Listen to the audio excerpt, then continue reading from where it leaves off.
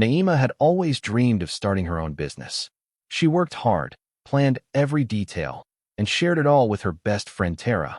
The name, the idea, even the design of the products. Tara listened with wide eyes and said, "This is brilliant. I'm so proud of you." Naima believed her. She had no reason not to. They had been friends since school.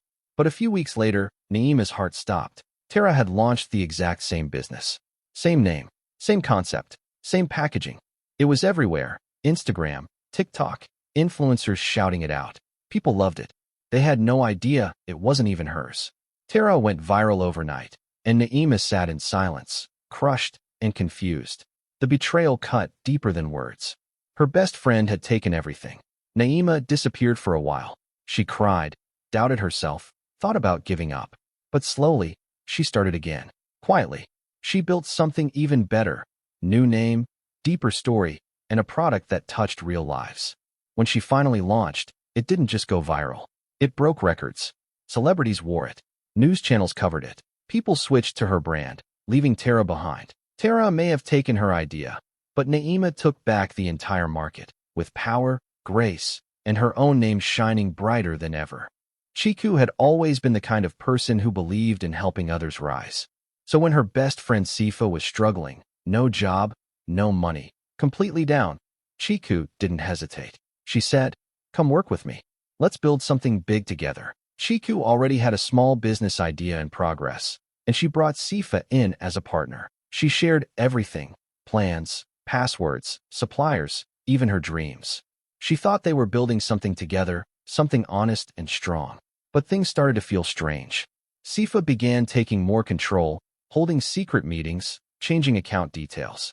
Chiku felt uneasy, but she kept trusting until the day she tried to log into their company account and couldn't. When she finally checked the documents, her name was gone. Sifa had removed her, quietly, legally, and now the company was in Sifa's name only. Chiku was heartbroken. Her best friend had stolen everything. She cried for days. She stayed silent. Everyone told her to move on, to forget it. But Chiku wasn't done. She went underground, but not to hide, to rebuild. She worked harder than ever, developed a better product, connected with new partners, and built a brand from scratch. Quietly, carefully, powerfully. Then came the big day. Sifa launched her next product with her usual style, loud music, big banners, and fake smiles. But just down the road, something different was happening. Chiku was launching her own new brand. This time, she didn't come alone.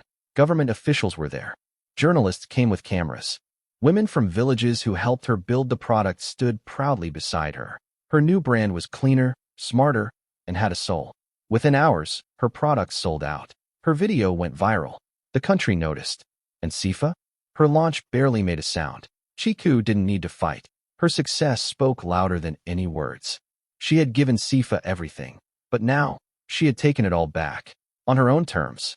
Nuru and Wima had been inseparable since they were kids. People in their town even called them the twin minds because they did everything together, studied, dreamed, and built things side by side. When Nuru came up with an idea for a mobile payment app that could help people in rural areas, Wima was the first person she told. "It'll help people who don't have banks near them," Nuru said with a smile. Wima nodded. "We'll build it together." But Nuru didn't see the knife coming. One day, Wima stopped replying to messages. A week later, Nuru saw an article online. A new tech startup had just been funded by a wealthy investor.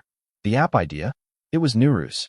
Everything, design, name, even the tagline, was the same. But Nuru's name wasn't anywhere. Wima had taken it to the investor behind her back and claimed it as her own. Nuru felt like her heart had been ripped out. She didn't post. She didn't fight. She just went silent. But she wasn't done. Quietly, she moved back to her home village. She listened to people, learned their real problems. Then she built a better app, faster, simpler, and made for real life. She called it TumaPay. No noise. No drama. Just work. When she launched, she didn't need a fancy ad. A video of a grandmother using TumaPay to send money to her grandson went viral. People connected with it. Everyone downloaded it. NGOs and banks reached out. Within months, TumaPay became the biggest mobile payment app in the region. And Wima's version? Forgotten. Nuru never said a word about the betrayal. But her silence spoke louder than anything. She didn't just get revenge, she changed the game. She was the silent sister, but in the end, the whole world heard her. Abeni and her friend Dola had spent months working on a natural beauty brand. They dreamed big, made products together, and planned to pitch their idea to a major investor. Abeni thought they were ready. They had rehearsed, printed samples, even picked matching outfits. But just one day before the pitch, Dola called her. "I'm sorry," she said, avoiding Abeni's eyes. "I've decided to go solo. I got another offer from a big brand, and they want me, not us." Abeni was stunned. "But this was our dream," she whispered. Dola just shrugged. "It's business." The next day, Abeni watched online as Dola smiled with big names, showing off the very products they created together. Her heart ached. It wasn't just betrayal, it was public. People asked where Abeni was. She stayed silent. But behind that silence, Abeni was working. She went back to her village, to the roots where her love for natural beauty started. She sat with her grandmother, learned old recipes, and rebuilt her brand using handmade methods. No factories, no shortcuts, just truth. She named it Nyota, meaning star, and filmed a short video in her village.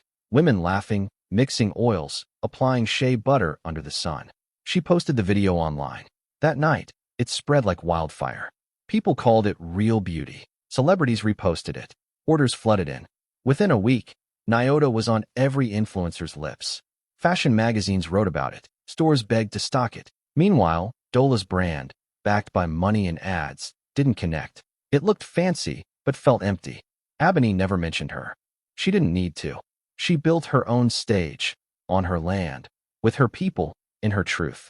And when the spotlight finally came, it found her exactly where she belonged. Zola had spent 2 years working on her secret skincare formula. It was her passion, her dream. She mixed the ingredients by hand, tested every version herself, and believed it would change lives. Only one person knew the full formula, her best friend, Amaka. They were like sisters. Zola trusted her completely. But one morning, Zola's world shattered. She saw a post online from a big beauty brand, announcing a new miracle formula. The ingredients, the packaging, the slogan, it was all hers. Her hands started shaking. Her heart dropped. She checked again. There was no doubt. Someone had stolen her formula. It didn't take long to find out who. Amaka had sold it behind her back. Zola vanished from the scene. No one saw her for months. People whispered she'd given up, that she'd lost the fight. But the truth was different. Zola was rebuilding. In secret, she formed a new team, loyal people she could trust. She rebranded everything. The product, the logo, the message. She added more powerful ingredients and a deeper meaning. She didn't just want to sell beauty. She wanted to sell strength. Then, out of nowhere, she returned. Zola stepped into her relaunch event in a black dress, surrounded by bodyguards, flashing lights, and reporters. The new product line was called Empress Glow, and it wasn't just about skincare. It was a statement. The internet exploded. Videos from the event went viral. Customers rushed to order. Within a week, the site crashed from too much traffic. Stores sold out. Celebrities started using it. And soon, Empress Glow was everywhere, from Lagos to London. In just months, Zola's brand hit ₦1 billion value. And Amaka? The brand she sold the formula to slowly faded. People called it fake. No soul. No story. Zola never spoke about the betrayal. She didn't throw shade. She didn't have to. Her glow said everything. She turned heartbreak into empire. The betrayal didn't break her. It made her unstoppable. It made her millions. Senna and her best friend Talia had spent over a year building their fashion label. They sketched designs late at night, sewed samples by hand, and dreamed about the day they would launch. Their clothes were bold, African, and beautiful, made to make women feel powerful. They even rented a small showroom for the big launch. Everything was ready. But on the morning of launch day, Senna arrived and found the doors locked. Confused, she called Talia. Talia didn't answer. After hours of waiting, Senna got a message from a mutual friend. Talia launched without you. She changed the business papers. It's all in her name now. Senna couldn't believe it. Her heart dropped. The brand they built together, their dream, was now being sold without her. Talia stood on stage alone, smiling, giving interviews. She didn't mention Senna once. Senna went home and cried for days. But then one evening, while scrolling through TikTok, she got an idea. She grabbed her phone, wore one of her old designs, and made a short video showing the outfit, the stitching, and the story behind it. This was made by my hands. she said, eyes still red from crying. The video went viral overnight. People connected to her pain, her honesty, her talent. Fashion bloggers reposted it. Orders came in. Celebrities reached out asking for custom pieces. Senna turned her small bedroom into a studio, hired 2 seamstresses, and worked day and night. She named her brand Re-Senna, a play on her name and the idea of rebirth. Within months, her label was everywhere. From red carpets to Fashion Week, her designs stood out. Every piece had a story, every stitch had a purpose. And Talia? Her version of the brand lost buzz. People noticed the change in energy. The magic was missing. Senna never dragged her. She didn't need to. She went from locked out to sold out, from betrayed to celebrated, from tears to takeover. Kemi had always loved fashion, not just for the clothes but for the power it gave people. She started a clothing brand with her friend Ada, 2 girls with big dreams and bigger designs. Kemi handled the creative side while Ada managed the business. Together, they grew fast. Photo shoots, pop-up shops, followers pouring in. It was magic. But then, Ada changed. She started making decisions alone, attending meetings without Kemi, and pushing her to sign more papers. "It's just legal stuff," Ada said with a smile. "I'll handle everything." Trusting her friend, Kemi signed. Weeks later, Kemi found out the truth. Ada had tricked her into giving up her shares. The company was now legally Ada's alone. Kemi's name was wiped off everything. When she confronted her, Ada just shrugged. "You were always behind the scenes anyway," she said. "I'm the face of the brand now." Kemi didn't fight. She didn't post online or scream. She simply walked away. But she wasn't done. She moved in with her cousin in Cape Town and started sketching again. She reached out to forgotten tailors, listened to old music, and designed with fire in her heart. Her comeback collection wasn't just fashion, it was a statement. Bold, regal, and unapologetically African. She named the brand Crowned. The launch event was held in a rooftop garden at sunset. Beyoncé's stylist flew in. African princesses wore her gowns. Models walked barefoot to the sound of live drums. The world couldn't look away. Videos from the show exploded across the internet. Fashion editors called it the best show of the year. Everyone asked, "Who is this designer?" Kemi didn't have to say much. Her designs told the story. Her pain had turned into power, her silence into style. Meanwhile, Ada's brand faded quietly into the background. People sensed it lacked soul. Kemi didn't chase the spotlight. She became the spotlight. Adira and Layla had been best friends since they were little girls. They did everything together, played, studied, dreamed. So when Adira started her own skincare business, it felt natural to bring Layla in. At first, Layla just helped with social media and managing orders. Then one day, she said, "Let me handle the business side completely. You focus on creating. I'll protect everything for us." Adira agreed, trusting her with her heart. Months later, she found out the truth. Layla had changed the business documents behind her back. The company, the bank account, the name, everything now belonged to Layla. When Adira confronted her, Layla didn't even flinch. "You're too emotional to run a business," she said coldly. "This is better for both of us." Adira broke. She cried every night. She stopped creating. The pain of being betrayed by someone she called her sister was too much. But slowly, something inside her started to fight back. She disappeared from social media, but she was working in silence. She connected with a silent investor who believed in her vision. She reworked every product, reimagined the brand, and then she created a short film. No words, just visuals of women healing, glowing, and rising. The film went online.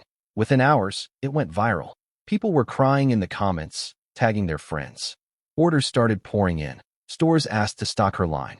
The brand, now called Rise by Adira, became a movement. On launch day, there were lines around the block. Celebrities posted unboxing videos. Women from different cities shared how the products made them feel seen. Meanwhile, Layla's stolen version of the brand lost steam. Customers noticed the change. The magic was gone. Adira never said her name, never spoke of the betrayal. She didn't need to. She was the girl who was broken. And then she built something even stronger. Asha and Mira started everything together. From late-night coding to endless brainstorming sessions, they built their tech startup with love and big dreams. Asha focused on design and user experience, while Mira handled the business side. People always said they were the perfect team, but as the company started to grow, Mira began to change. One day, during a heated meeting, Mira looked at Asha and said, You're holding us back. You're too slow. Investors want someone sharper. Asha couldn't breathe. Her best friend, the one she had built everything with, was now calling her the weak link. A few days later, she was removed from the team. Just like that. No warning. No goodbye. Asha went silent for weeks. She stopped replying to messages. She couldn't even look at her laptop. But something inside her refused to give up. One afternoon, she traveled to a rural tech village where young coders were training. She sat with them, shared her story, and said, "Let's build something new together." They worked night and day, young minds full of passion, energy, and raw talent. What started as an idea soon became a full product. Asha designed every screen with care, with meaning. This time, it wasn't just an app. It was her story. She didn't tell anyone she was launching. But she timed it perfectly. On the same day Myra's company was releasing their updated version. As Myra's team held a fancy launch event in a hotel, Asha simply pressed upload from a laptop in the village classroom. Her app spread like wildfire. It was smoother, smarter. It solved real problems. Tech bloggers picked it up, users shared it nonstop, and even big companies started calling. By evening, her app was #1 on the charts. Mira watched as headlines changed. Ex-co-founder returns with better product. Tech underdog takes over the market. Asha didn't need revenge. Her win was louder than any words. The girl they called the weak link was now the chain everyone wanted to hold on to. Tumi and Lona had been best friends since university. They started a business together from their dorm room. Just the two of them and a big dream. They stayed up all night planning, creating, hoping.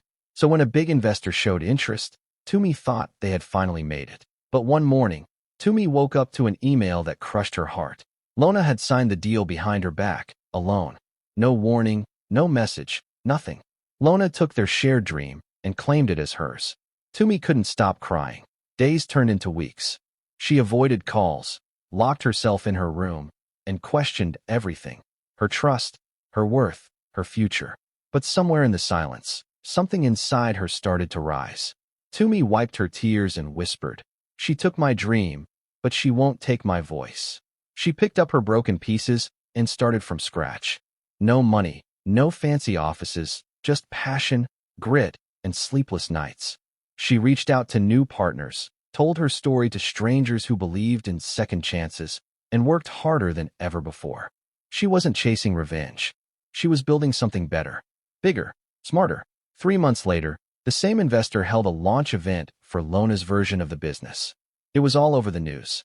Lights, cameras, speeches, but what no one expected was what came next. Tumi showed up at a different venue on the same day, with her new brand, a stronger team, and a surprise no one saw coming. She had signed a global deal 10 times bigger than the one Lona had taken. She stepped out of a black car with bodyguards, the press chasing her for interviews. Influencers, ambassadors, even celebrities were already using her product. Lona looked at the news in shock. Her moment was gone. Tumi's name was everywhere.